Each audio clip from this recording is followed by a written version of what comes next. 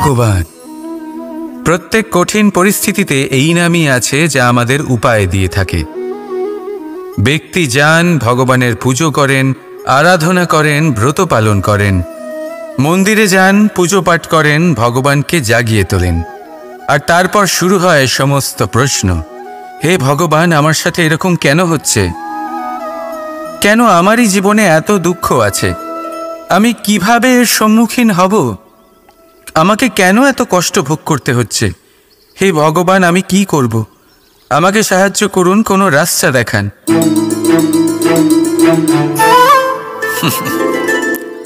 চলুন আমি আপনাকে একটা প্রশ্ন করি।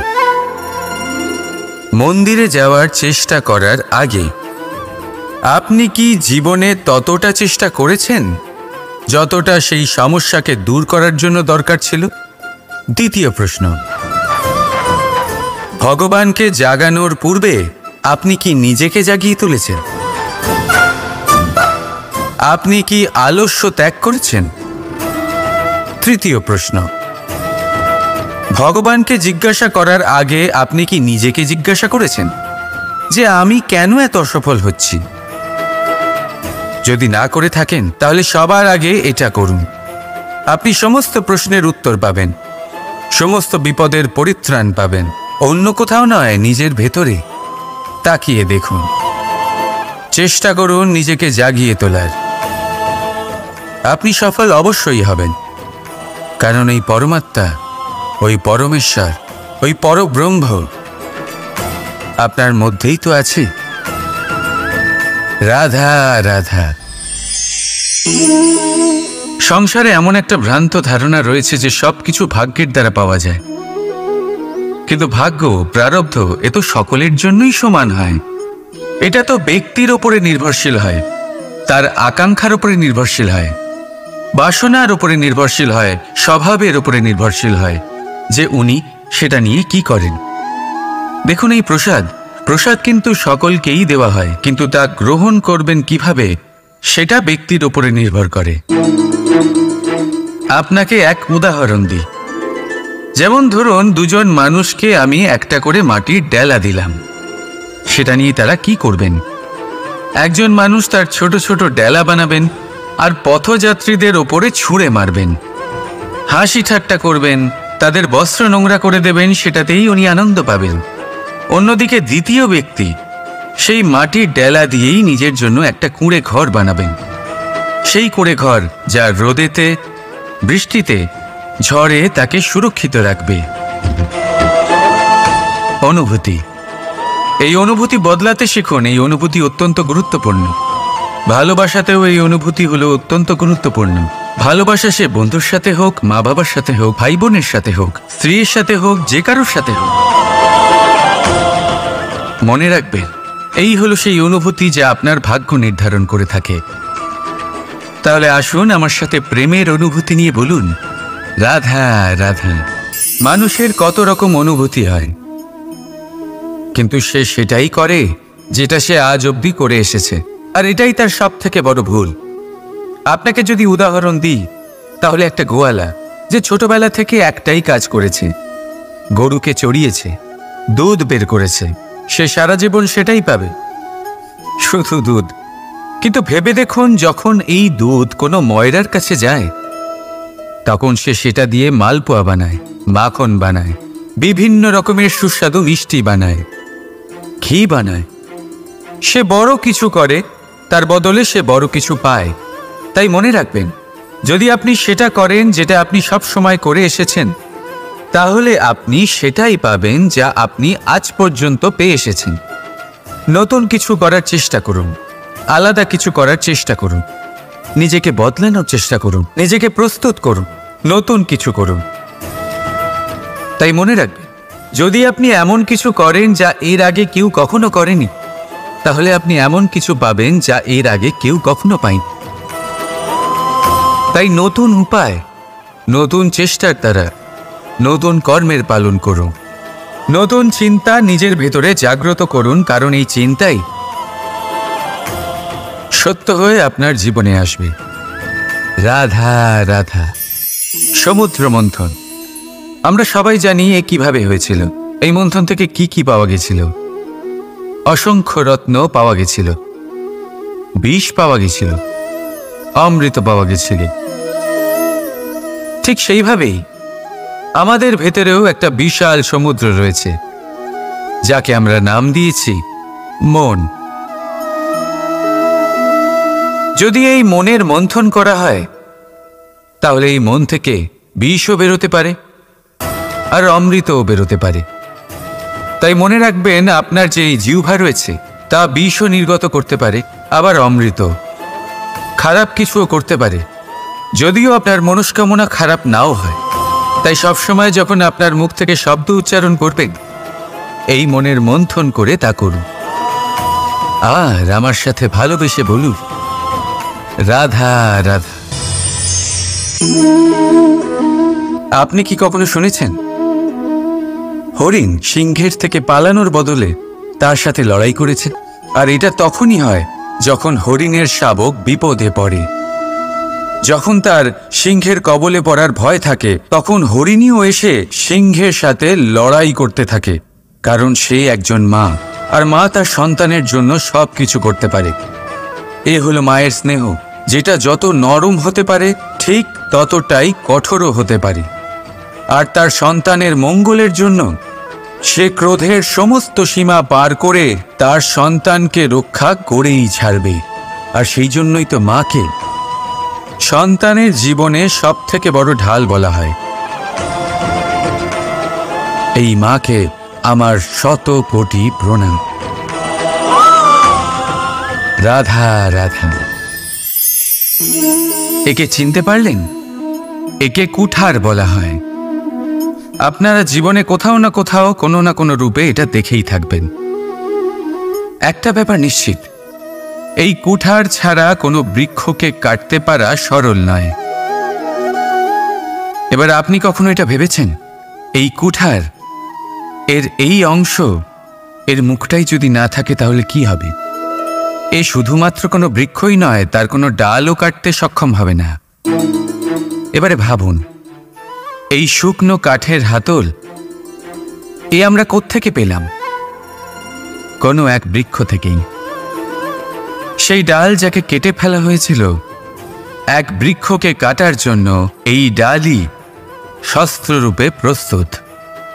আমাদের জীবনে আমাদের প্রিয়জন, আমাদের আপনজন যখন সময় কখনো কখনো তাদের সঙ্গ না দেয়, যদি তারা দৈন্য দশায় থাকেন, তাহলে তাদের সঙ্গ কখনো ছাড়বেন না। ওনাদের প্রয়োজন শুধুমাত্র মনোবল। তা তাদের দিন। তাদের সাহায্য করা আপনার কর্তব্য। হয়তো তাদের সাথে থেকে আপনার কোনো লাভ হবে না, কিন্তু তাদের দূরে থাকাতে আপনার ক্ষতি অবশ্যই হতে পারে। সর্বদা সাহায্য করুন। সঠিক সময় আসলে তা আপনার সহায়ক অবশ্যই হবে। রাধা রাধা। আমাদের মধ্যে বেশিরভাগ মানুষেরই এই অভিযোগ থাকে যে মানুষ তখনই আমাদের স্মরণ করেন যখন সেই সময় আসে যখন আমাদেরকে প্রয়োজন হয়, যখন কোনো কাজ থাকে। যখনই এই সময় পেরিয়ে যায়, তাদের কার্যসিদ্ধি হয়ে যায়, তারা আমাদের থেকে দূরে চলে যান, ভুলে যান আমাদের। এবার এই বিষয়ে ভেবে খারাপ অবশ্যই লাগে। এই পরিস্থিতিকেই অন্য এক দৃষ্টিভঙ্গি দিয়ে দেখার চেষ্টা করুন। মনে রাখবেন, মানুষ প্রদীপের সন্ধান তখনই করেন যখন তার জীবনে অন্ধকার থাকে। আপনি প্রসন্ন হয়ে উঠুন, কারণ আপনার কাছে সেই সুযোগ আছে যে কারোর জীবনে প্রকাশের কিরণ আনতে পারছেন, কাউকে সঠিক পথ দেখাতে পারছেন, কারোর সহযোগিতা করতে পারছেন, এই পুণ্য অর্জন করতে পারছেন। কারোর থেকে কোনো আশা রাখার দরকার নেই। যার আপনাকে যতটা প্রয়োজন তাকে ততটাই সাহায্য করুন, ততটাই সবাইকে প্রেম বিতরণ করুন। আর এই প্রেমের ভাব নিয়েই আমার সাথে বলুন, রাধা রাধা।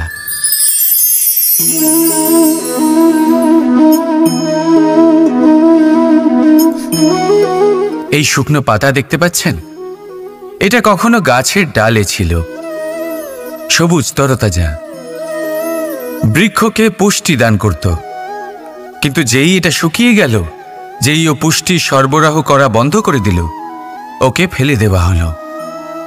এবার আপনি বলবেন, এটাই তো হলো সত্যি, এটাই তো হলো সংসারের তিক্ত সত্যি।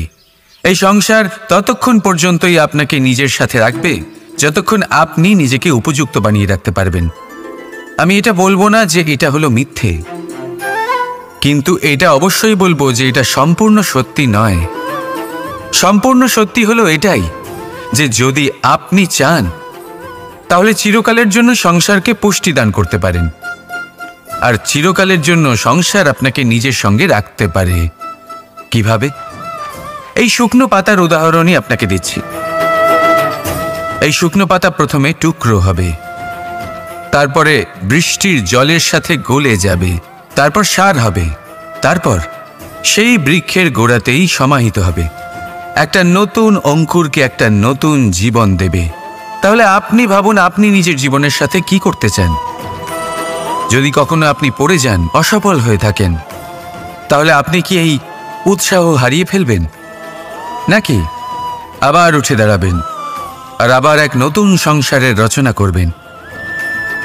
সিদ্ধান্ত আপনার। রাধা রাধা। সকলে বলেন এবং আমিও বলি যে মানুষ যেমন সঙ্গে মেলামেশা করেন সেরকমই তার স্বভাব হয়ে যায়। এ হলো সত্য, কিন্তু এটা হলো অর্ধসত্য। হ্যাঁ, বৃষ্টির ফোঁটা যখন সাপের মুখে যায় তখন তা বিষে পরিণত হয়, তাই যখন ঝিনুকের মধ্যে যায় তখন তা মুক্তোতে পরিণত হয়। কিন্তু কোনো ব্যক্তির স্বভাব এ হলো অত্যন্ত গুরুত্বপূর্ণ। কোনো এক ফুলের কথা ভাবুন, সেই ফুলের সাথে জড়িত সেই কাঁটাগুলোর কথা ভাবুন। সহস্র বছর ধরে সেই কাঁটা ফুলের সাথেই লেগে রয়েছে, কিন্তু আজও সেই বিধেই যায়, সেই যন্ত্রণাই দেয়, সুবাস ছড়ায় না। কেন? কারণ বিধে যাওয়া কাঁটার স্বভাব হয়। এটা বোঝেনি।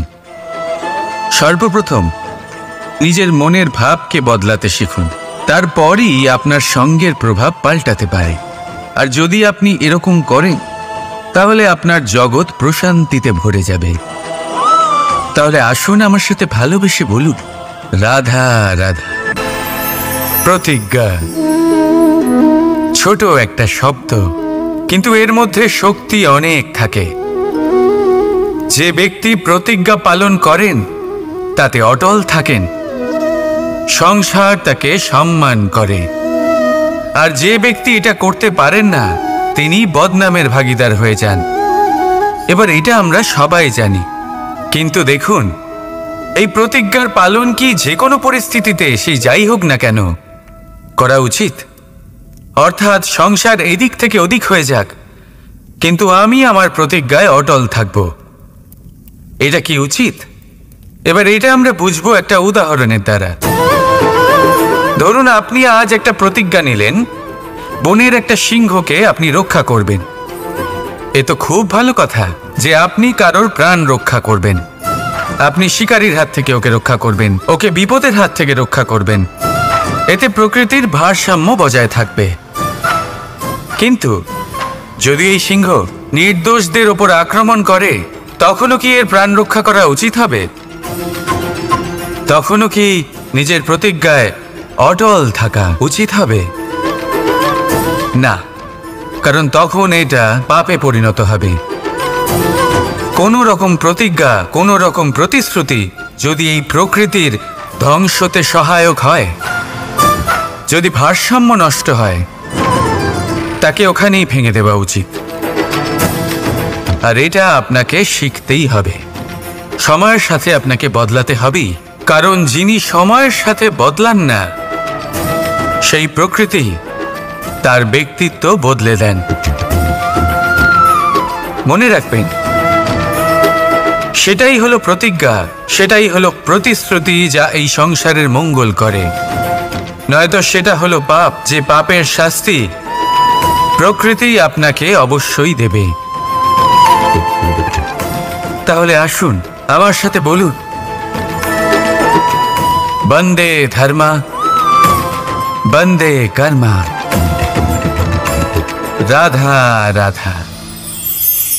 যথা রাজা তথা প্রজা, যথা বীজ তথা বৃক্ষ, যথা ভূমি তথা অঙ্কুর। কি সুন্দর শব্দ এগুলি! আর যতটাই সুন্দর ততটাই গভীর হলো তার অর্থ। যেমন রাজা হবেন, প্রজা তেমনই হবেন। যেমন ভূমি হবে, অঙ্কুরও তেমনই হবে। কখনো গভীরে গিয়ে এই কথার অর্থ বোঝার চেষ্টা করেছেন আপনি? রাজা এই শব্দের মূল হলো রজ। রজ কথার অর্থ হলো মাটি। অর্থাৎ রাজা হলেন তিনি যিনি মাটির সাথে যুক্ত। রাজা হলেন তিনি যিনি প্রজাদের সম্মান করবেন, তাদের যত্ন নেবেন, তাদের চোখে জল দেখলেই চিন্তিত হয়ে উঠবেন, তাদের অশ্রু মোছার জন্য সমস্ত সম্ভাব্য চেষ্টা করবেন, তাদের সুখী রাখার জন্য সমস্ত চেষ্টা করবেন। রাজা এরকম হয়। এবার এই সমস্ত গুণ যদি একজন রাজার মধ্যে না থাকে, তাহলে প্রজার মধ্যে অসন্তোষ দেখা যায়। আর এই অসন্তোষ বিদ্রোহের রূপ নেয়। আর এই বিদ্রোহ যে কোনো রূপেই হলো বিনাশকারী। তাহলে রাজার উচিত প্রজাদের রক্ষা করা এবং প্রজাদেরও উচিত রাজার প্রতি বিশ্বাস রাখা, তার অনুকরণ করা। এই দুজন যখন এক হবেন, তখনই শাসন স্থির হবে, তখনই এই দেশ নিয়ন্ত্রণে থাকবে। যদি দুজনের মধ্যে কোনো একজন নিয়ন্ত্রণ হারান, তখন মহা বিনাশ অবশ্যই হবে। তাহলে রাজা নিজের কর্ম করবেন আর প্রজা নিজের ধর্ম পালন করবেন, আর আমার সাথে ভালোবেসে বলবেন রাধা রাধা। এই বৃক্ষ দেখতে পাচ্ছেন, বটবৃক্ষ। এই সংসারের সব থেকে বড় বৃক্ষের মধ্যে অন্যতম। কি না করে এই বৃক্ষ! অনেক বছর ধরে বেঁচে থাকে এই বৃক্ষ। এই বৃক্ষ সর্বদাই বাড়তে থাকে।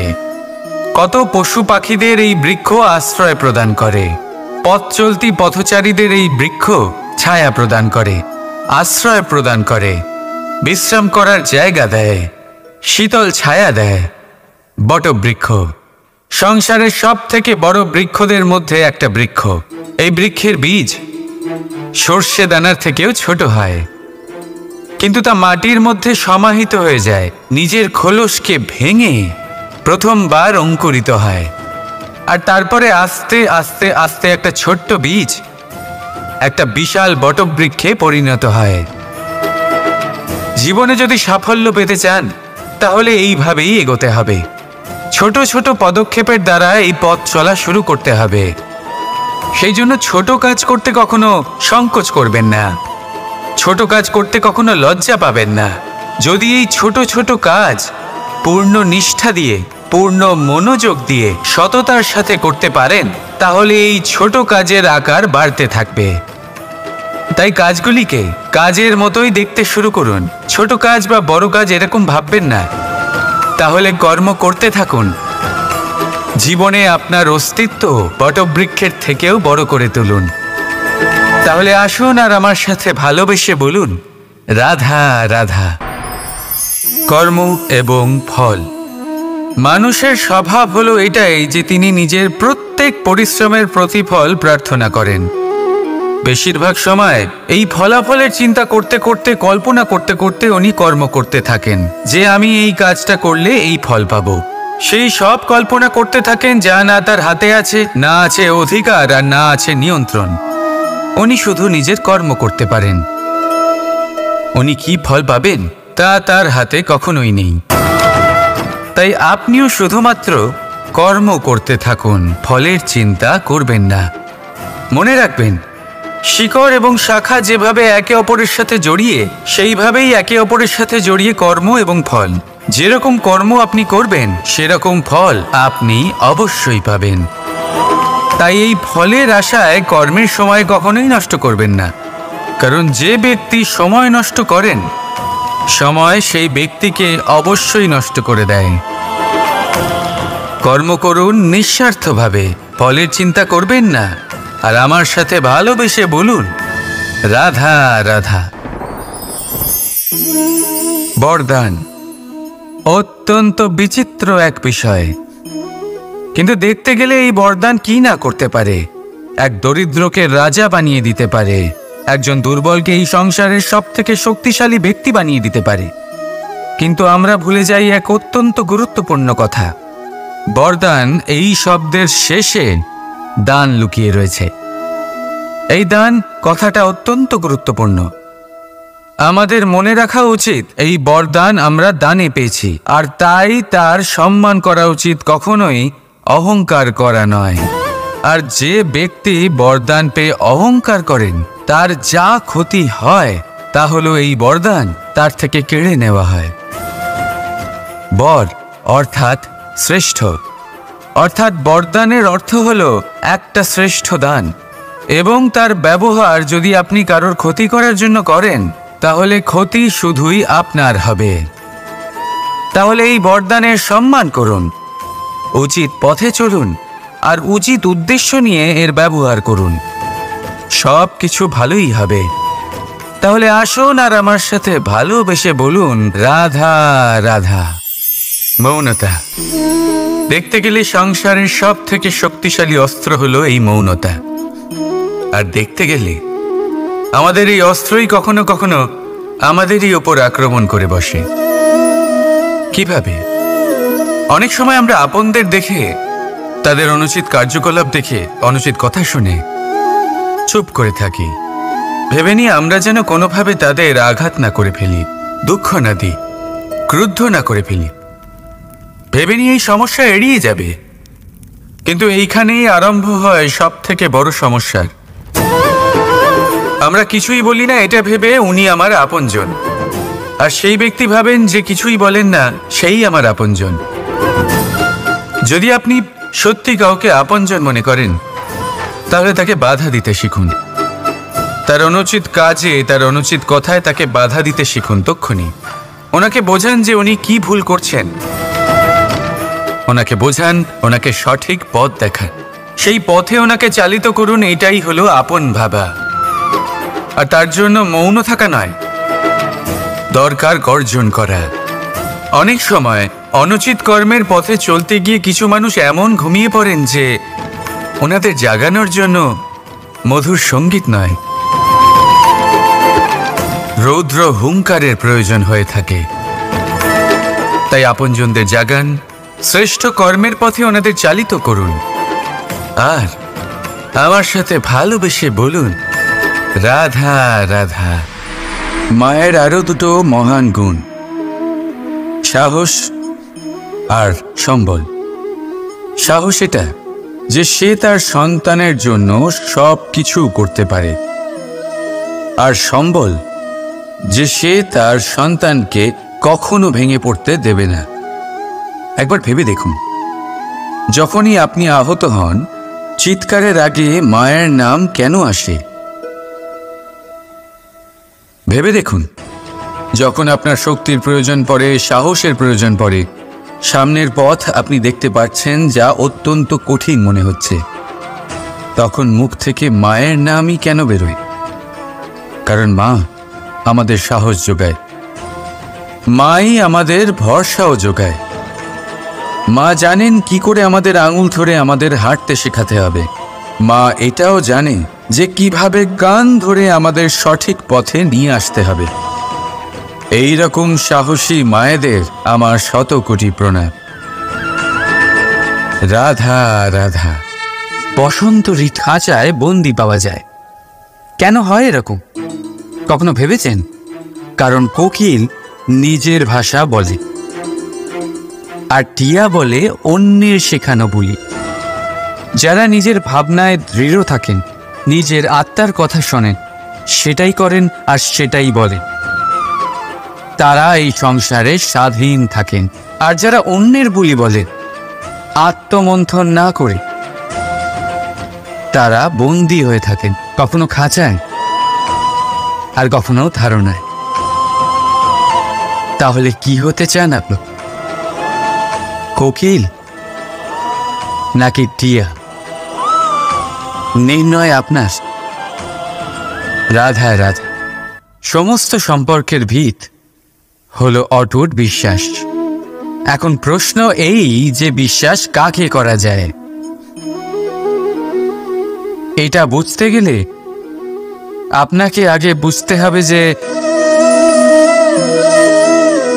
বন্ধনে কাজে লাগে যে দড়ি, সেটা বানানো কি করে হয়। প্রত্যেক দড়িতে 3টি সুতো থাকে, যেগুলি একে অপরের সাথে জড়ানো থাকে।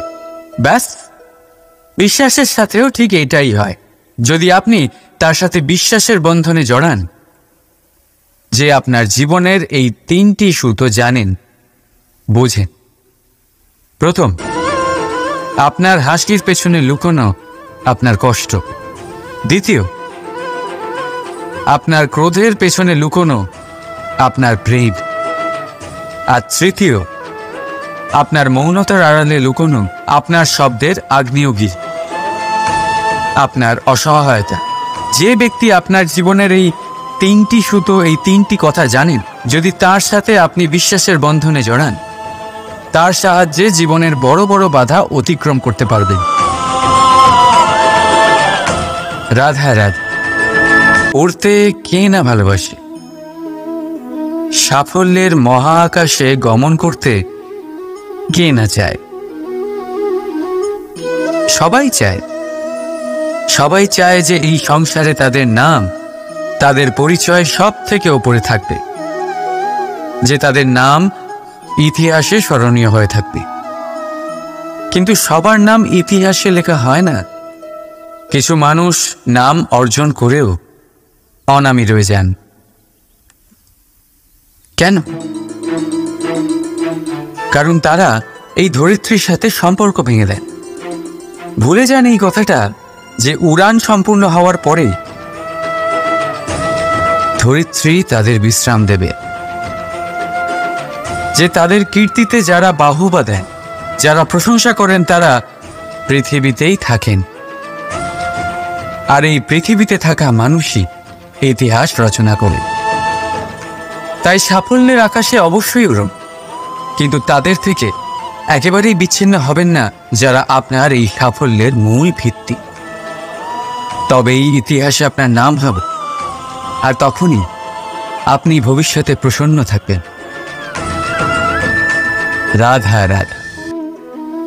যখন মা ক্ষীর তৈরি করেন, তখন সেটা খেতে আমাদের খুব ভালো লাগে, তাই তো? কিন্তু মা কিভাবে ক্ষীর তৈরি করেন? প্রথমে উনি ভাত আর দুধের আয়োজন করেন, তারপর মিষ্টির আয়োজন করেন, তারপর উনি আগুনের আঁচে ওটাকে রাঁধেন। সহজ, তাই না?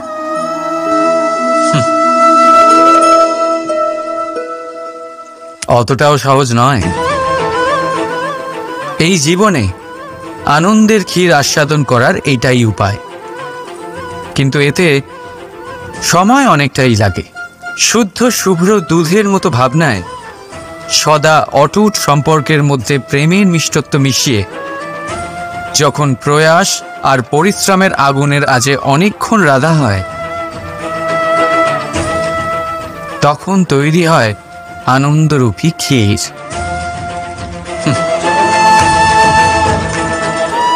তাই মনে রাখবে, ভাবনার বিশুদ্ধতা, প্রেমের মিষ্টত্ব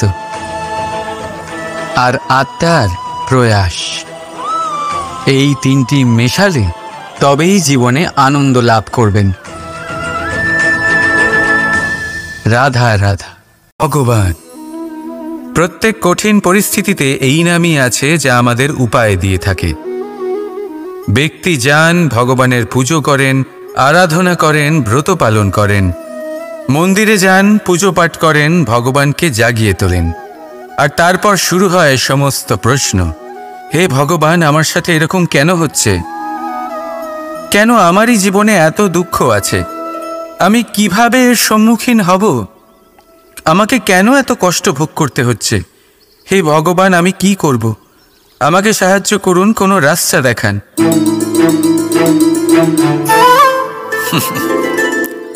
চলুন আমি আপনাকে একটা প্রশ্ন করি। মন্দিরে যাওয়ার চেষ্টা করার আগে আপনি কি জীবনে ততটা চেষ্টা করেছেন যতটা সেই সমস্যাকে দূর করার জন্য দরকার ছিল? দ্বিতীয় প্রশ্ন, ভগবানকে জাগানোর পূর্বে আপনি কি নিজেকে জাগিয়ে তুলেছেন? আপনি কি আলস্য ত্যাগ করেছেন? তৃতীয় প্রশ্ন, ভগবানকে জিজ্ঞাসা করার আগে আপনি কি নিজেকে জিজ্ঞাসা করেছেন যে আমি কেন এত অসফল হচ্ছি? যদি না করে থাকেন তাহলে সবার আগে এটা করুন। আপনি সমস্ত প্রশ্নের উত্তর পাবেন, সমস্ত বিপদের পরিত্রাণ পাবেন। অন্য কোথাও নয়, নিজের ভেতরে তাকিয়ে দেখুন। চেষ্টা করুন নিজেকে জাগিয়ে তোলার। আপনি সফল অবশ্যই হবেন, কারণ এই পরমাত্মা, ওই পরমেশ্বর, ওই পরব্রহ্ম আপনার মধ্যেই তো আছে। রাধা রাধা। সংসারে এমন একটা ভ্রান্ত ধারণা রয়েছে যে সবকিছু ভাগ্যের দ্বারা পাওয়া যায়, কিন্তু ভাগ্য, প্রারব্ধ এ তো সকলের জন্যই সমান হয়। এটা তো ব্যক্তির ওপরে নির্ভরশীল হয়, তার আকাঙ্ক্ষার উপরে নির্ভরশীল হয়, বাসনার উপরে নির্ভরশীল হয়, স্বভাবের উপরে নির্ভরশীল হয় যে উনি সেটা নিয়ে কি করেন। দেখুন, এই প্রসাদ কিন্তু সকলকেই দেওয়া হয়, কিন্তু তা গ্রহণ করবেন কিভাবে সেটা ব্যক্তির উপরে নির্ভর করে। আপনাকে এক উদাহরণ দিই। যেমন ধরুন, দুজন মানুষকে আমি একটা করে মাটির ডেলা দিলাম, সেটা নিয়ে তারা কি করবেন? একজন মানুষ তার ছোট ছোট ডেলা বানাবেন আর পথযাত্রীদের ওপরে ছুঁড়ে মারবেন, হাসি ঠাট্টা করবেন, তাদের বস্ত্র নোংরা করে দেবেন, সেটাতেই উনি আনন্দ পাবেন। অন্যদিকে দ্বিতীয় ব্যক্তি সেই মাটির ডেলা দিয়েই নিজের জন্য একটা কুঁড়ে ঘর বানাবেন। সেই কুঁড়ে ঘর যা রোদেতে, বৃষ্টিতে, ঝড়ে তাকে সুরক্ষিত রাখবে। অনুভূতি, এই অনুভূতি বদলাতে শিখুন। এই অনুভূতি অত্যন্ত গুরুত্বপূর্ণ। ভালোবাসাতেও এই অনুভূতি হলো অত্যন্ত গুরুত্বপূর্ণ। ভালোবাসা সে বন্ধুর সাথে হোক, মা বাবার সাথে হোক, ভাই বোনের সাথে হোক, স্ত্রীর সাথে হোক, যে কারোর সাথে হোক। মনে রাখবেন, এই হলো সেই অনুভূতি যা আপনার ভাগ্য নির্ধারণ করে থাকে।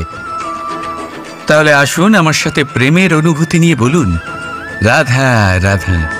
মানুষের কত রকম অনুভূতি হয়, কিন্তু সে সেটাই করে যেটা সে আজ অবধি করে এসেছে, আর এটাই তার সব থেকে বড় ভুল। আপনাকে যদি উদাহরণ দিই, তাহলে একটা গোয়ালা যে ছোটবেলা থেকে একটাই কাজ করেছে, গরুকে চড়িয়েছে, দুধ বের করেছে, সে সারা জীবন সেটাই পাবে, শুধু দুধ। কিন্তু ভেবে দেখুন, যখন এই দুধ কোনো ময়রার কাছে যায়, তখন সে সেটা দিয়ে মালপোয়া বানায়, মাখন বানায়, বিভিন্ন রকমের সুস্বাদু মিষ্টি বানায়, ঘি বানায়। সে বড় কিছু করে, তার বদলে সে বড় কিছু পায়। তাই মনে রাখবেন, যদি আপনি সেটা করেন যেটা আপনি সব সময় করে এসেছেন, তাহলে আপনি সেটাই পাবেন যা আপনি আজ পর্যন্ত পেয়ে এসেছেন। নতুন কিছু করার চেষ্টা করুন, আলাদা কিছু করার চেষ্টা করুন, নিজেকে বদলানোর চেষ্টা করুন, নিজেকে প্রস্তুত করুন, নতুন কিছু করুন। তাই মনে রাখবেন, যদি আপনি এমন কিছু করেন যা এর আগে কেউ কখনো করেনি, তাহলে আপনি এমন কিছু পাবেন যা এর আগে কেউ কখনো পায়নি। তাই নতুন উপায়, নতুন চেষ্টার দ্বারা নতুন কর্মের পালন করুন। নতুন চিন্তা নিজের ভেতরে জাগ্রত করুন, কারণ এই চিন্তাই সত্য হয়ে আপনার জীবনে আসবে। রাধা রাধা। সমুদ্র মন্থন, আমরা সবাই জানি এ কিভাবে হয়েছিল। এই মন্থন থেকে কি কি পাওয়া গেছিল? অসংখ্য রত্ন পাওয়া গেছিল, বিষ পাওয়া গেছিল, অমৃত পাওয়া গেছিল। ঠিক সেইভাবেই আমাদের ভেতরেও একটা বিশাল সমুদ্র রয়েছে, যাকে আমরা নাম দিয়েছি মন। যদি এই মনের মন্থন করা হয়, তাহলে এই মন থেকে বিষও বেরোতে পারে আর অমৃতও বেরোতে পারে। তাই মনে রাখবেন, আপনার যে জিহ্বা রয়েছে তা বিষও নির্গত করতে পারে, আবার অমৃত। খারাপ কিছুও করতে পারে, যদিও আপনার মনস্কামনা খারাপ নাও হয়। তাই সবসময় যখন আপনার মুখ থেকে শব্দ উচ্চারণ করবেন, এই মনের মন্থন করে তা করুন। আর আমার সাথে ভালোবেসে বলুন, রাধা রাধা। আপনি কি কখনো শুনেছেন হরিণ সিংহের থেকে পালানোর বদলে তার সাথে লড়াই করেছে? হরিণ সিংহকে আক্রমণ করেছে, কখনো শুনেছেন? কখনো না। কিন্তু এরকম হতেই পারে, এরকম হয়েই থাকে। আর এটা তখনই হয় যখন হরিণের শাবক বিপদে পড়ে। যখন তার সিংহের কবলে পড়ার ভয় থাকে, তখন হরিণীও এসে সিংহের সাথে লড়াই করতে থাকে। কারণ সে একজন মা, আর মা তার সন্তানের জন্য সবকিছু করতে পারে। এ হলো মায়ের স্নেহ, যেটা যত নরম হতে পারে ঠিক ততটাই কঠোরও হতে পারে। আর তার সন্তানের মঙ্গলের জন্য সে ক্রোধের সমস্ত সীমা পার করে তার সন্তানকে রক্ষা করেই ছাড়বে। আর সেই জন্যই তো মাকে সন্তানের জীবনে সবথেকে বড় ঢাল বলা হয়।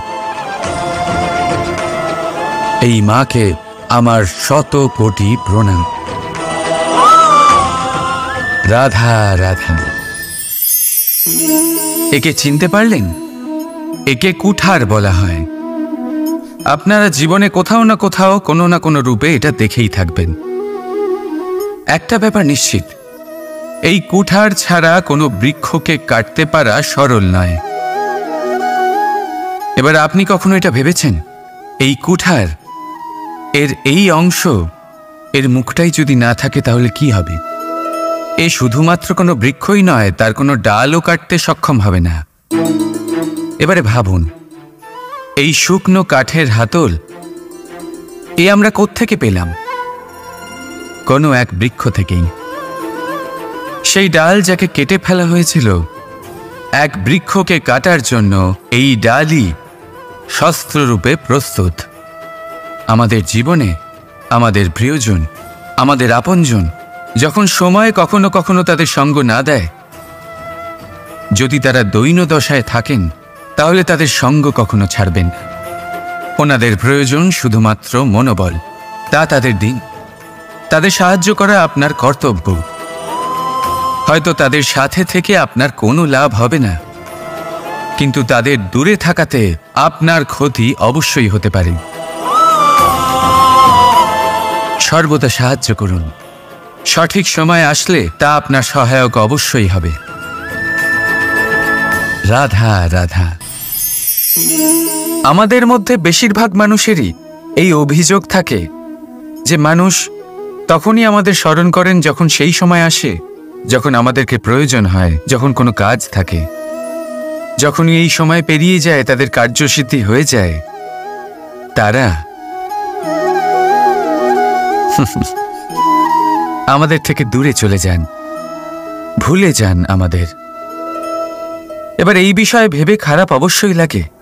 এই পরিস্থিতিকেই অন্য এক দৃষ্টিভঙ্গি দিয়ে দেখার চেষ্টা করুন। মনে রাখবেন, মানুষ প্রদীপের সন্ধান তখনই করেন যখন তার জীবনে অন্ধকার থাকে। আপনি প্রসন্ন হয়ে উঠুন, কারণ আপনার কাছে সেই সুযোগ আছে যে কারোর জীবনে প্রকাশের কিরণ আনতে পারছেন, কাউকে সঠিক পথ দেখাতে পারছেন, কারোর সহযোগিতা করতে পারছেন, এই পুণ্য অর্জন করতে পারছেন। কারোর থেকে কোনো আশা রাখার দরকার নেই। যার আপনাকে যতটা প্রয়োজন তাকে ততটাই সাহায্য করুন, ততটাই সবাইকে প্রেম বিতরণ করুন। আর এই প্রেমের ভাব নিয়েই আমার সাথে বলুন, রাধা রাধা।